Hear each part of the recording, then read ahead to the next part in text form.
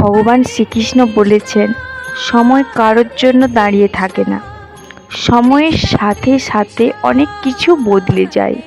দ্বাপর যুগে ভগবান শ্রীকৃষ্ণের বাণীর দ্বারা হিন্দু ধর্মের শেষ তথা কলিযুগের যে বর্ণনা ফুটে উঠেছে তা স্পষ্ট করে বলা হয়েছে, আমাদের শারীরিক এবং মানসিক ক্ষমতা হ্রাস পাবে, সেই সঙ্গে স্মৃতিশক্তি, আয়ু ইত্যাদি অনেকাংশেই কমবে।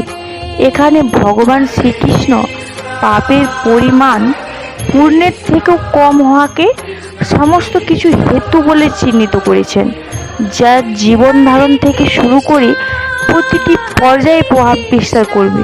হরে কৃষ্ণা, রাধে রাধে। সকলে হরে কৃষ্ণ মন্ত্র জপ করুন। রাধে রাধে।